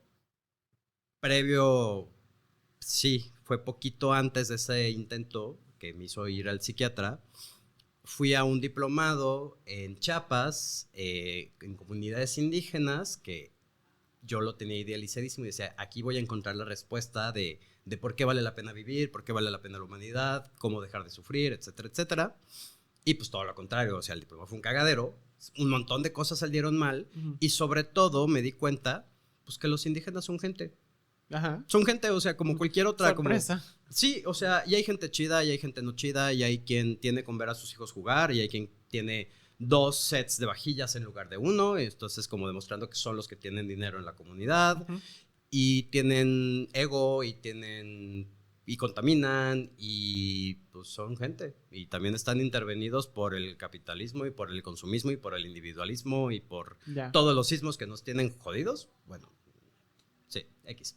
Es que no me quiero poner político, pero no es política, o sea, pero pues también están intervenidos, están en el mismo videojuego, pues. Ya. O sea, están jugando el mismo videojuego, solo en otra locación un poco más exótica. El año anterior a eso había ido a Europa y me di cuenta de lo mismo de los europeos. Yo pensaba que eran bien cultos y bien inteligentes y bien no sé qué, y me di cuenta que son gente que tiene más calidad de vida, pero es gente. O sea, y es gente con ego, y es gente con miedo, y es gente que rechaza, y es gente que invalida, y es gente que tiene pedos, y es gente, o sea, y me di cuenta que en todo el mundo solo habemos gente, o sea. Entonces la humanidad es lo que es, y yo no podía con lo que era. Ya. Entonces justo ese colapso tan fuerte de mi última esperanza, después de ese diplomado, fue lo que me lleva a esta conclusión de decir la psicología no sirve, no puedo solucionar nada, no puedo salvar el mundo, todo esto está jodido, no vale la pena. Y nada me va a hacer sentir mejor. Y es cuando caigo en mi primera crisis suicida y pues termino en el psiquiatra y me termino saliendo de la carrera un año. Jurando en ese momento no volver.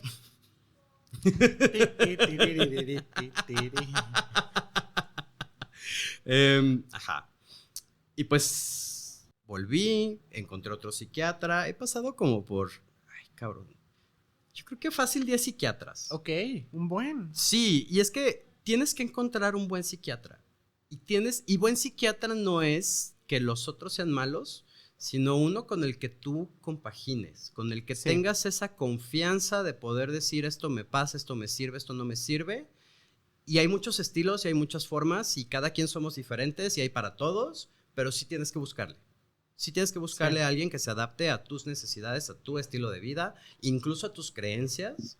O sea, mi psiquiatra, o sea, yo siento que si yo le contara de mis superpoderes a muchos psiquiatras y me daba mucho miedo en ese entonces esa parte, dirían, este pendejo es esquizofrénico. Sí, también me pasó como... justo para mí el proceso de encontrar un, primero, psicoterapeuta. Que no me fuera a internar y con quien tuviera esa libertad. Pero además también encontrar una psiquiatra que, independientemente de sus creencias personales, no satanizara como terapias alternativas u otras formas que yo había intentado de autorregularme y demás. Para mí sí me dio mucha paz. O sea, más allá de un diagnóstico, para mí sí era como importante no tener que esconder como esa parte de mi vida y de mi contexto que también pues, es una pieza súper importante en ese rompecabezas. Y es que justo no esconder cosas es clave para esos tratamientos, no hay de otra. O sea, tienes que ser abierto, honesto y transparente, ¿no? Con mi psiquiatra actual llevo como, creo que 7 años con ella o más tiempo. Mi percepción del tiempo es muy mala, pero llevo un ratote con ella. Eso que dices de independientemente de sus creencias personales, o sea, yo le he dicho, por ejemplo, es que hablo con los árboles. Me dice, ¿y qué te dicen? Y ya le cuento y me dice, órale, qué curioso, ¿no? Está bien chido porque ella no cree en nada de lo que yo experimento o vivo, pero no lo invalida. O sea, sabe que no me hace daño y que no es delirante. Identifica con su ojo experto que no es esquizofrenia, que no es delirio, sino que es algo que a lo mejor ella no entiende o no comulga, pero pues que está bien. Pero y no así como la gente habla con Dios antes de dormirse y rezan y... Exactamente, ¿no? Entonces, pues mi historia, regresé a la escuela porque me di cuenta que el papel habla, y que pues ya iba a terminar, me faltaban 2 años. Y terminé el proceso con esa terapeuta, seguía en crisis, seguían buscando psiquiatras, seguía con mucha depresión, con mucha ansiedad. Sufrí muchas veces esto de que amigos se alejaban de mí o me violentaban o me decían cosas horribles de que tú quieres estar así, eres un exagerado, eres un drama queen, eres una perra, ¿cómo? You're a whatever. O sea, me decían muchas cosas como muy hirientes, también porque algo que yo entendía también es que pues ellos eran chavos que se querían divertir y qué hueva que este cabrón le dio un ataque de ansiedad a media fiesta. Claro. Entonces, también, pues no sé si esté bien o esté mal, pero pues ellos también tenían derecho a pues, disfrutar su fiesta. A mí se me hace banal. O sea, si yo estoy en una fiesta y veo que a alguien se le está pasando de la mierda y es alguien que quiero, es un amigo cercano, a mí me importa más que la persona que se le está sufriendo deje de sufrir y a lo mejor cambiar el escenario o cambiar el plan Ujú.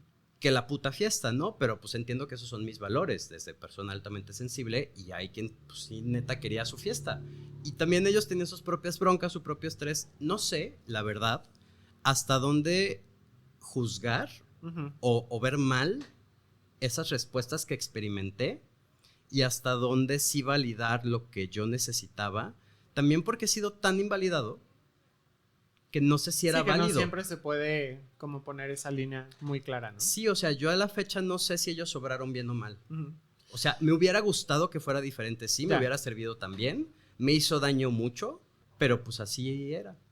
¿Y tú crees, por ejemplo, que en esos periodos de crisis, porque creo que de pronto asomarnos a ver el otro lado de la moneda también es importante, ¿tú crees que en esos periodos de crisis tú pudiste haberles hecho daño a ellos? Sí, me ponía súper violento, o sea, y cualquier movimiento en falso sí podía ponerme como muy volátil y justo cuando empecé a darme, y luego yo también me sentía como muy culpable, Ujú. porque yo decía que había como otro yo que salía, hacía un cagadero, se peleaba con medio mundo, quemaba cosas, rompía cosas, Así en destruía Katy Kaboo. cosas, ajá, y de repente volvía yo a mi cuerpo, a mi realidad, y Y era veía como, todo ah, ese caray. desmadre y decía, puta madre, ahora tengo que recoger todo este cagadero. Sí, O sea, sí. yo también llegué a perder amistades por yo violentarlas en momentos de crisis, Ujú. ¿no? O sea, entonces es muy difícil, no hay como una línea clara. ¿Y tú a ti dónde te hubiera gustado que estuviera como ese límite donde, o sea, sí quiero estar ahí para ti, pero al mismo tiempo tengo que cuidarme a mí? No sé, no sé, no es algo que yo pueda... O sea, creo que eso es algo que tiene que tener claro cada quien, que sí puede tolerar y que no. Ok. Y sí poder decir, comunicar de alguna forma, ¿sabes qué? O sea, estás mal, pero no tienes derecho a violentarme, te estoy acompañando, no Ujú. te estoy agrediendo. Pero también algo que yo aprendí al darme cuenta que caí en esos episodios, donde sí lastimaba también a los demás, fue aislarme. Ujú. Fue aislarme, o sea, el decir, estoy mal, tengo una crisis, aíslate. Ok. Porque eres muy volátil. Y cualquier movimiento en falso que haga alguien, hasta que con buena intención, o sea, a lo mejor si a mí me traían un té de manzanilla, yo estaba tan mal en ese momento que podía decir, ¿cómo crees que un pinche té de manzanilla? O sea, ¿crees que estoy pendejo? Sí me hago entender, o sea, podía Ya. tomar muy mal esas como no saber qué hacer de la gente también. Y entonces en este sentido donde dices, bueno, entonces yo me podía poner muy volátil y a lo mejor también lastimar a la gente y demás. Y también reconocer que entonces es válido que cada quien ponga sus límites y sus distancias. ¿Crees que hubiera habido una manera amorosa de hacerte saber que las personas estaban tomando esa precaución y No. que no se iban solamente como por lastimarte? Bueno, sí había formas amorosas que justo las fui descubriendo en este proceso terapéutico que hablo, el más largo. Ujú. O sea, justamente este terapeuta ha sido muy bueno para decirme, ¿sabes qué? No te estoy buscando lastimar. Es que tú me dijiste, ¿cómo me puedes decir eso? ¿No? O sea, 1000 veces le he reclamado eso al pobre en terapia y me dice, no te estoy agrediendo. O sea, si no te sirve, no te lo digo. Si quieres que solo te escuche, solo te escucho. Si quieres ver soluciones, si es momento para ver soluciones, las vemos. Si no, nos esperamos a que estés más tranquilo. Va a pasar, volvemos a lo mismo. Va a pasar, es la frase más poderosa. Va a pasar. Para cualquier mal viaje de cualquier tipo. Entonces, sí, la verdad es que descubrí que sí hay formas amorosas, pero el único que ha tenido como esa formación, esa capacidad ha sido ese terapeuta, que además este terapeuta no es una persona tampoco normal, también es bien brujo. Ujú. O sea, también hace un chingo de trabajo personal y espiritual, muy cabrón, de alto nivel. Entonces, no sé si es algo que se le pueda pedir a la gente. Sería maravilloso que lo tuviéramos, Ujú. pero es una herramienta de la que es difícil de conquistar. Ya. Y entonces es como que cada parte asuma que va a poner distancia como le sale en ese momento. Pues sí. Y es que la verdad es que todos hacemos lo mejor que podemos Claro, con los recursos 100%. que tenemos.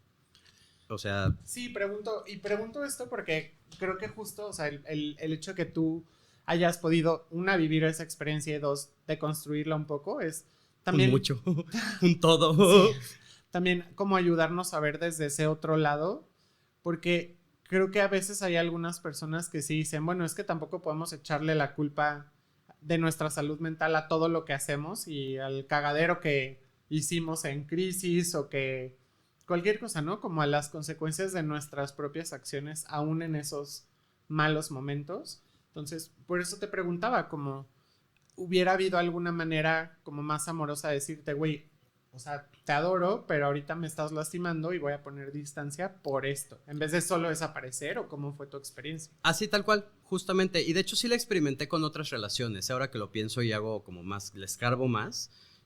Sí hubo muchos momentos en los que gente me dijo eso, ¿no? Así de, ¿sabes qué? Voy a tomar distancia porque estás muy volátil. Ujú. Y ya que se calmaba la cosa, regresaban y todo chido, ¿no? O Ok. sea, y de hecho, ese tipo de apoyo era como muy sólido para mí, porque también a mí no me gustaba violentarlos, entonces también que no me dejaran hacerles daño, para mí era cuidarme, o era otra forma de cuidarme de mi propia crisis. Qué interesante. Claro. Porque, o sea, en la crisis muchas veces sí llegaba a violentar y luego me sentía de la chingada y era peor. Ujú. Entonces, que alguien me dijera, me estás lastimando, tomo mi distancia, tú hazte cargo, volvemos a la responsabilidad, tú hazte cargo de tu crisis, ya que Sí, estés te tranquilo estaba hablamos, ahorrando me está un ahorrando pedo. broncas. Claro. Entonces, lejos de ser Me gusta. una agresión, la asertividad era algo que me daba contención y seguridad de experimentar estas situaciones sin lastimar y ser lastimado. ¿Y aún en ese momento lo alcanzabas a ver así o esto es ya con más conciencia? Era posterior. Okay. Era ya que regresaba Charlie Okay. al cuerpo. O sea, es que justo era esa decisión y era como todo mi dolor, que hasta tiene nombre. Tiene el nombre ese yo, o sea, que es como mi mecanismo de defensa más, de supervivencia más cabrón. Ujú. Existe y tiene su nombre. Y luego está Charlie, ¿no? O sea, bueno, Charlie es nuevo, pero Carlos en ese entonces. Entonces, sí es muy útil, la verdad, poder decir, ¿sabes qué? Me estás lastimando. O también se vale y es válido decir, hoy no puedo. Hoy no puedo con tu crisis, güey. O sea, qué mal pedo, busca ayuda. Pero la neta es que ahorita no puedo porque yo tengo mi propio pedo, porque no tengo ganas. Y también es muy válido que haya gente que diga, yo no me quiero enfrentar esos pedos. Ujú. Ahora, eso es muy diferente decir, yo no quiero lidiar con esta situación, me alejo, a decirte una chingadera. Ok, ya. O sea, no es lo mismo decir, ¿sabes qué? A mí me dan hueva las crisis, porque sé que hay gente que le da mucha hueva la emocionalidad. Entonces, ¿qué hueva? Si me acerco a ti te voy a juzgar, entonces mejor me alejo. Ujú. Y ya sabes que conmigo no cuentas en ese escenario. Es muy válido.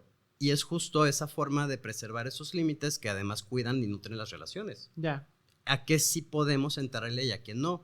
Prefería a esa Ujú. gente que me decía, yo no puedo contigo cuando te pones así, que a los pendejos que sí llegaron a querer rescatarme y terminaban haciéndome más daño. Ya, ok. Porque se enfrentaban a algo que era más grande de lo que ellos se imaginaban incluso y mucho más grande de lo que ellos podían lidiar Ya. realmente. Ya. Entonces, para mí era mejor que me dijeran, ¿estás solo? A mal acompañado. Ok, ya. Qué fuerte, pero sí. Sí. Y pues regresé a la carrera y ahí di con este terapeuta actual, precisamente. Siento que estoy súper sintetizando, pero bueno, para el objetivo de la sesión, pues empecé un tratamiento. Ahí fue cuando ya aterricé más el abuso sexual, la violación, muchísimo trabajo con trauma. Todo este periodo yo estaba deprimido, ansioso, con más intentos de suicidio. No sé cuántos intentos de suicidio llevo y no me interesa saber. Es algo que ya enterré hace mucho, o sea, ya no es una opción para mí, ni es algo de realmente que deseé. Pero pues sí, o sea, es como muy común, mucho deseo de muerte. Si quisieras como no sintetizar tanto y pudiera ser como parte del contexto que nos pueda ayudar, podemos hacer más partes y seguir grabando, ¿eh? No tiene que quedar todo ahorita. Va, sí, me late. Me late como llegar como hasta un punto interesante. Termino la carrera con un chingo de esfuerzo, sin teniendo todo el mundo en contra. O sea, tuve que terminar yéndome a vivir a Chapala con mi papá porque tuve muchas broncas en casa y pues muchos desvaríos, muchos desajustes. Yo sentía que la vida era una lucha, yo sentía que no podía, yo sentía que iba a estar jodido toda mi vida, yo sentía toda la injusticia de que eso me pasara a mí, me sentía un monstruo, me sentía sucio, me sentía pendejo, me sentía incapaz. O sea, entonces era cabrón porque no solo era lo propio que el trastorno me daba, sino además las consecuencias de ese trastorno, cómo me hacían quedar frente a mí mismo, porque había momentos en los que no podía funcionar como una persona normal, no podía hacer lo mínimo que hacía una persona normal, o para hacerlo tenía que esforzarme al punto de tronarme. O sea, para mí esos últimos 2 años de carrera fueron un infierno. Realmente era llorar del cansancio. Pues es que imagínate, neta, o sea, estar en una clase. Estás invirtiendo un chingo de energía en sobrevivir. Ajá. Y en regular mis emociones. o estoy en clase, dice algo el profe que me impacta y no puedo entrar en crisis a media clase. Claro. Entonces era contente, usa todos tus recursos, termina la clase. Espérate a que sea la clase de lagrimita 7. No. Y luego era bien cagado porque en esas clases de lagrimitas, ahorita hay que decir que son lagrimitas, yo exponía un poco de lo que me pasaba y toda la gente, no sé, era una clase donde como que cada quien compartía diferentes cosas en torno a ciertas temáticas de reflexión. Sí, era como, no sé, lo más terapia grupal sin ser terapia grupal que se pueda. Exacto, muy clave sin ser terapia grupal porque no había intervención, solo era como acompañamiento grupal. Pero justo cuando me tocaba a mí hablar de qué me estaba pasando en mi vida, yo lo decía dulcificado y con pincitas. Y si alguien más decía, no sé, es que me cortó mi novia. Y todos, ay, no, sí, qué mal pedo, y ya sé esto, y a mí me sirvió esto, y no sé qué, y bien empático, y bien todo. Y cuando yo hablaba, nadie se identificaba con lo que yo decía. O sea, un día yo dije, es que siento que mi realidad está colapsando como si fuera una esfera de cristal y me están cayendo los cristales encima. Porque todo en lo que yo creí ya no existe. Pues, ¿cómo respondes a eso, güey? O sea, sí, no sé, a los no 22. hubiera sabido, la verdad. En clase. Si yo hubiera estado en esa clase, te hubiera fallado. Hubiera sido uno más que hubiera dicho. Bueno, pero entonces aquel que cortó. Pero mira, tú que cortaste te va a servir. Cristales, cortar, o sea, se relaciona de alguna forma, ¿no? No, la neta no hubiera sabido qué pedo. Y eso yo lo vivía porque además, desde el enneagrama soy personalidad tipo 4, que nos juramos bichos raros. Entonces, para acabarla de chingar, yo decía, es que nadie me entiende, es que soy un bicho raro, es que no pertenezco, es que nunca voy a encontrar pareja, siempre voy a batallar con los amigos, no tengo un lugar en este mundo, no tengo un lugar en esta vida. O sea, entonces como que todo acrecentaba el mal. Ese mismo sistema. Exactamente. O sea, parecía que no había salida. Entonces, durante esos periodos que mencionas como todas estas características, ¿había algún otro lado de la moneda? O sea, algo que sí te mantenía más o menos. Siempre aprender me ha gustado mucho. Estaba como en el extremo. No, siempre. Si no hubiera existido, no hubiera logrado. No lo hubiera logrado. O sea, también durante todo este proceso tuve mucho amor, mucho apoyo, muchas herramientas. Meditaba obsesivamente. Iba a todas las terapias que podía tomar. Iba a constelaciones como loco. Buscaba aquí, buscaba allá. Aunque mis amigos de repente se cansaban o se asustaban o me abandonaban o lo que fuera, siempre tuve amigos, siempre he tenido muchos amigos. Siempre tuve como de las fuentes quizá más inesperadas, pero el amor y el apoyo necesarios para seguir, ¿no? Y apechugarle.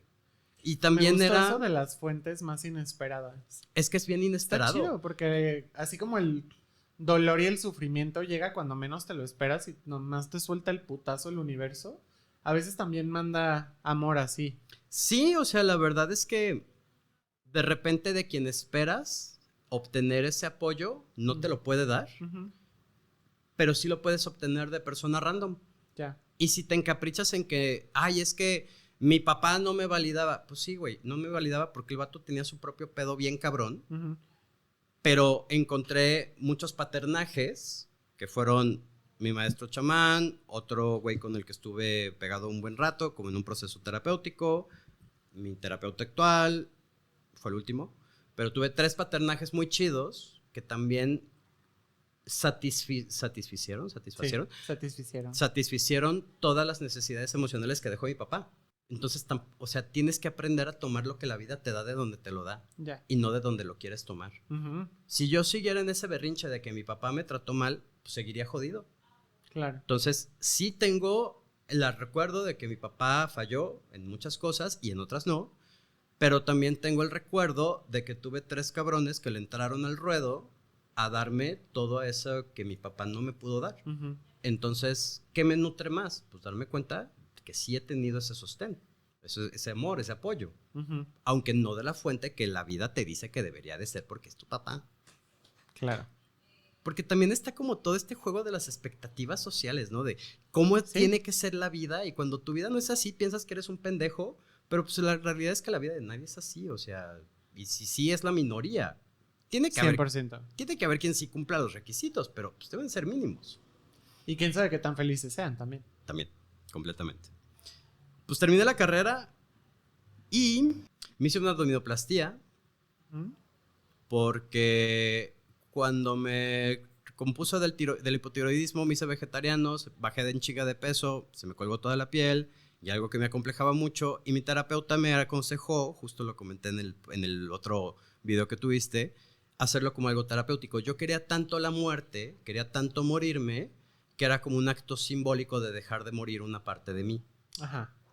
Y en ese momento fue muy importante, fue como clave, porque me acuerdo mucho que en ese momento había muchos conflictos en casa, entonces curiosamente quien me estaba acompañando y apoyando en ese momento era mi papá, por eso digo que hizo muchas cosas bien. Uh-huh.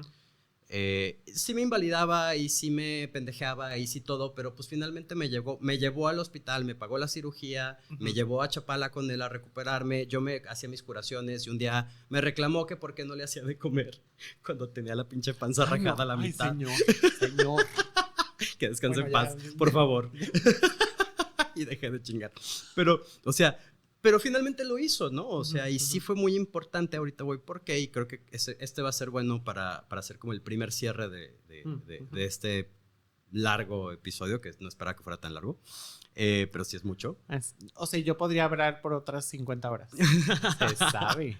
Ya en la cirugía me pasan a como los quirófanos, me ponen una inyección de algo que qué bueno que no sé qué es. Porque Era anestesia. No, era como un medicamento previo a la anestesia que me dio un high. Jesus. O sea, yo estaba feliz. Entonces, qué bueno que no sé qué es esa chingadera. Uy, a mí sí me urge saber, ahora ya quiero. No. Muy peligroso. Entonces, primero me ponen... No, yo agendando mi abdominoplastia para saber qué se siente. Sí, me pusieron como un calmante, un preanestésico. No tengo idea si eso existe. No sé, pero algo me pusieron que me puso bien high, bien feliz. Ya. Y luego... que era placebo, ¿no? Era no agua manches, con azúcar. A lo mejor. Y pues ya me ponen la mascarilla y me dicen cuenta de 10 a 0. 10, 9, 8, blackout. Y me acuerdo que tuve una experiencia muy importante, que es... Sí, muy importante. Estaba en un lugar completamente oscuro, no tenía cuerpo, no tenía conciencia, pero sí tenía conciencia de mí. Uh-huh. Sabía que existía, pero no había nada. Literal, ¿Y no era nada. una conciencia de tu cuerpo físico? O sea, no era una conciencia de, estoy en el quirófano. No. Estaba en otro espacio, Uh-huh. donde existía mi conciencia y nada más. Ya. De hecho, no existía nada en el espacio, por eso todo era como negro y vacío. Uh-huh. Y escuchaba mi nombre, Carlos. Y de repente volteo entre comillas porque no tenía cabeza para voltear, pero o sea, como que sigo la voz que me hablaba y veo un ser que era como una especie de amiba Uh-huh. dorada compuesta de muchas partículas. Mi concepto de Dios es como que todos somos una célula en un cuerpo mucho más grande y si ese cuerpo gigante tiene conciencia y a eso le llamamos gran espíritu o Dios o diosa o lo que sea. Y tiene como muchos microfragmentos como gran padre, gran madre, bla, pero todo ese cúmulo, o sea, como ese mar, y todos somos todo lo que existe son gotas, un poco panteísta, creo que es mi percepción, no sé. Pero el punto es que yo vi ese organismo y dije, es un organismo unicelular, pero que está compuesto de millones de partículas. Uh-huh. Y dije, chingada madre, me está hablando Dios. Ahora que hago retrospectiva, no sé si era Dios, que en sí la palabra no me encanta, pero bueno. No sé si era ello, no sé si era el gran espíritu, o si era mi ser superior, uh-huh. Porque también como que se parece. El punto es que algo más grande que yo. ¿Ubicas la caricatura de las chicas superpoderosas? Y que había una banda. Sí, la banda Mega. Así me lo imaginé, güey. Y tú diciendo, es Dios, y yo, güey, ya quedé mal. Pues es que era muy extraño. Ya quedé mal con Dios. Espero que Dios. Digamos que era como una especie de sol, ajá, pero de partículas. Entonces, me dijo, mira, tú ya terminaste lo que viniste a hacer aquí. O sea, lo estrictamente necesario, tu karma ya está como compuesto, ya lo hiciste. Y me dijo, si tú eliges quedarte, va a seguir siendo muy difícil durante muchos años, pero después se va a poner muy, muy bien. Y vas a tener que esforzarte mucho. Uh-huh. O si quieres, puedes irte en este momento y pues te quedas en la plancha. ¿Qué quieres? Acto seguido, despierto en el cuarto de recuperación. Obviamente la elección es clara. Y me pongo a llorar. descorazonado de decir, ¿por qué elegí quedarme? Sí, o sea, yo también quiero saber. Ah, pues porque ahorita ya se está poniendo chido, pero sí. Por eso estamos haciendo este programa, porque ya lo puedo ver más a la distancia. Esto es un caso de éxito, o sea, hay muchas disciplinas que tengo que tener en mi día a día para estar bien, pero justo la idea de hablar de todo esto no es victimizarme, sino compartir qué herramientas un poco o de qué formas un poco lo logré equilibrar para como inspirar, ¿no? O sea, y es común decir, sí se puede, sí puedes tener calidad de vida. Son procesos, tienes que renunciar a expectativas, sí, tienes que hacer muchas cosas, sí, es lento, es cansado, es difícil, es injusto si lo quieres ver así, pero sí se puede, sí hay formas. O sea, si usas todos tus recursos, si luchas, si buscas, si trabajas, sí se puede tener calidad de vida. Yo no sé, mi psicólogo dice que ya no soy border, porque ya no me comporto border, y pues sí, ya ni siquiera pienso border. Ajá. Entonces no sé si soy border o no sé si eso se quita, pero no lo vivo. Ya. No me vivo en calidad border, y realmente tengo otras posibilidades que puedo disfrutar la vida, puedo estar tranquilo. O sea, de hecho, últimamente que he estado como tranquilo, que ha sido como mi emoción predominante. Antes mi emoción predominante era miedo a la muerte, también tuve ataques de pánico mucho tiempo, ansiedad, depresión. O sea, esas tres eran como lo básico, ¿no? O sea, miedo, ansiedad y depresión. Era así como, no sé, tortillas, huevos y leche, ¿no? Sí. Diario. Y yo decía, güey, es que cómo la gente disfruta la vida, o sea, ¿por qué vergas a la gente le gusta este pedo? Claro, y es que con esos ingredientes supongo que no está tan padre. Para mí era... A mucha gente no le gustaría la vida si tuviera esos ingredientes. Yo pensaba que estaba exiliado en el infierno. O sea, que esta era una dimensión infernal en la que me habían exiliado por ser malo. Volvemos a los traumas, a las consecuencias del trauma sexual. O sea, yo pensaba que esto era así como una penitencia, ¿no? Porque mi vida era sufrir. Y ahora que experimento que mi emoción clave o base y más común es un bienestar sencillo, una tranquilidad, digo, güey, ya entiendo por qué a la gente sí le gusta la vida. Ya. O sea, sí está cotorro. Claro. Sí te la puedes pasar chido. Tiene lados chidos, definitivamente. Entonces, pues sí, creo que con esa historia, con ese, digamos que esta cosa como que me cucó, o sea, capaz que ni siquiera había terminado realmente mi karma y mi destino y nomás me lo dijo así como para tentarme. No lo sabemos ni lo sabré y no es importante. Pero, pues sí, o sea, eso fue como un parteaguas muy importante. Porque fue cuando dije, pues güey, tú elegiste quedarte, tienes que luchar. Y una vez más, todo está bajo control gracias a la banda Miva. Y una vez todo está bajo control gracias a la banda Miva. Justo así terminó el episodio, de hecho. ¿Sí? La banda Miva salva el día. Me urge poner el corazoncito que me... Güey, sí lo voy a poner. Ponlo, por favor. Muchísimas gracias por compartir. Ya sé que el episodio a lo mejor se percibe largo, pero no manches, o sea, resumir toda una vida de aprendizajes y los caminos que nos llevan ahí, pues rara vez se puede hacer en 15 minutos. Entonces, muchas gracias por compartirnos y pues ya nos veremos en la siguiente parte para seguir escuchando este transcurso, para seguirte interrumpiendo con analogías irreverentes, tal vez sea la palabra. Eres el comic relief. Viva? No, yo bien denso acá con mi historia de sufrición y tú con la banda Miva. Me encanta. Muy bien. Sí, es una buena combinación. Está chido. Bueno. Y es que estamos hablando de 21 años de vida. Sí, no manches. A la verga. Bueno. Sí, fue un proceso de 21 años. De que empezó a que ahorita ya está bajo control. Sí, 21 años. No manches, qué cosas con la vida, ¿no? Pero sí me parece como muy nutritivo que podamos escuchar estas experiencias y que no queden solamente como en casos académicos o justo como lo mencionabas, como en casos hollywoodescos de claro. Este es el límite de lo límite o, ¿sabes? Como que lo podamos entender como esta historia que pues tiene sus subidas, sus bajadas, sus bemoles y que al final de cuentas nos ayuda, como estos diagnósticos o estos trastornos nos ayudan a describir al personaje principal, pero no escriben la historia. Creo que lo que más me ha ayudado es algo que me ha dicho mi terapeuta actual miles de veces, que me dice, tú no eres Border, tú eres Carlos. Carlos experimenta un conjunto de situaciones que se le llama border. O sea, es como yo no soy el diagnóstico. Claro. O sea, lo que yo soy, de hecho, ni siquiera está herido ni hay forma de lastimarlo. O sea, y ha sido como justo escarbar a lo más profundo de mí, enfrentándome a todos mis demonios, y vaya que están heavies. Los de quién no, francamente.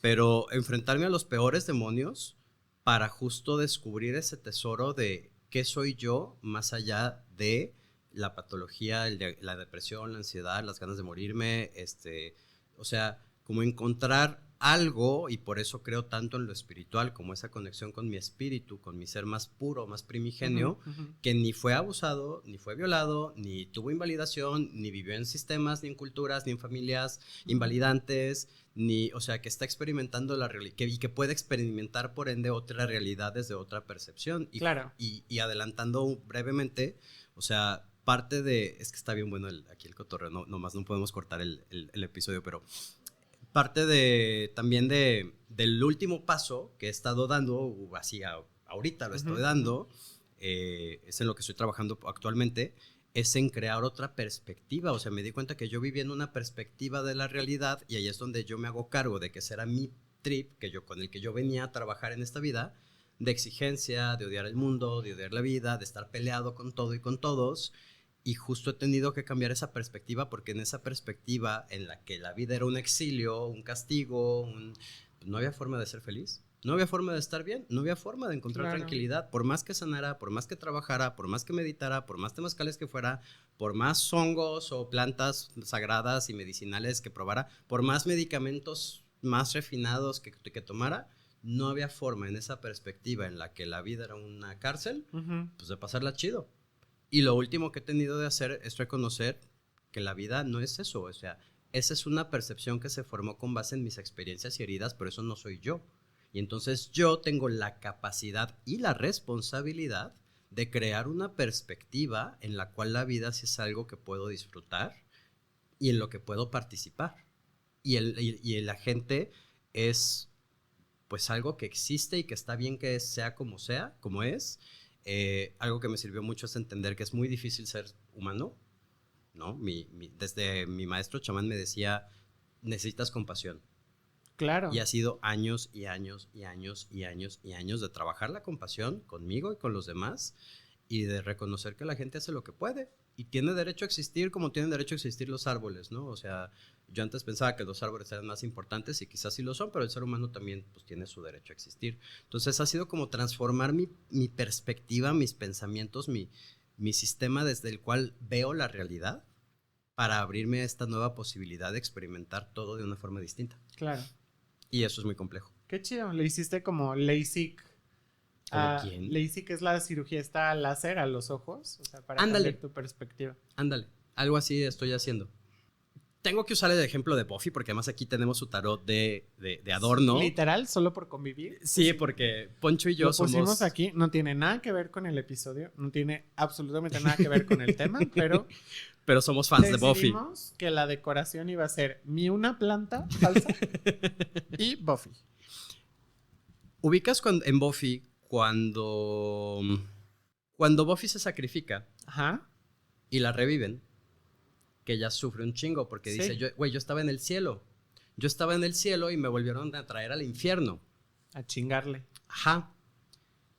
Hubo momentos ya para esta altura de la historia, de mi historia que he contado, donde yo experimenté la muerte en 2 ocasiones. Una en una meditación y otra en una ceremonia de peyote. Experimenté lo que es estar muerto y no mames, no sé por qué la gente le tiene miedo a la muerte, es maravillosa. O sea, todo paz, todo armonía, pues sí, no se mueve nada y no puedes hacer cosas que puedes hacer en la vida, pero la verdad es que la muerte es un lugar bien chido. O sea, todo era paz, todo era armonía, era uno con todo. No sé cómo describirlo, es difícil decirlo en palabras, pero está padre y justo por eso lo anhelaba tanto. Entonces, cuando pasa eso en Buffy, o sea, me llegó mucho, y cuando ella por fin le dice a sus amigos así de, güey, me trajeron al infierno, o sea, yo sufría con ella, porque dije, sí, pero luego Buffy entra en un proceso de autodestrucción muy cabrón, parte de esa misma perspectiva que ella tenía, que no era la misma en su primera vida cuando era la cazadora. O sea, antes de ese sacrificio, ella tenía otra perspectiva, pero justo luego toca un espacio de un chingo de paz y luego vuelve al caos. Y entonces es cuando juzga esta realidad como un infierno y eso la lleva a tener una vida autodestructiva súper jodida.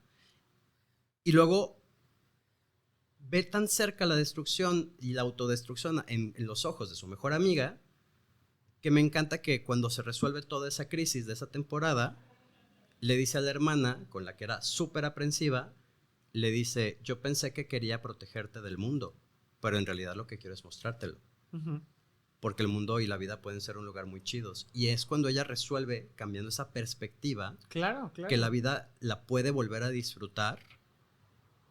Y pues Buffy fue una gran inspiración para mí en muchos momentos. Vean Buffy. Vean Buffy. Neta, si no les ha quedado claro de todas las veces que lo he usado de referencia en estos videos, vean Buffy. No, neta, o sea, creo que es una serie que explora muchísimas facetas de la salud mental y de lo que las significa ser humano. como muy reales, o sea, presentados de esta manera como más sobrenatural y tal, pero no manches, o sea, creo que es una serie súper bien escrita. No sé si intencional o por accidente, pero creo que plantea muy bien muchos de estos temas que son muy pesados y que al mismo tiempo están presentados de una forma en la que sí te pega, pero al mismo tiempo lo puedes digerir.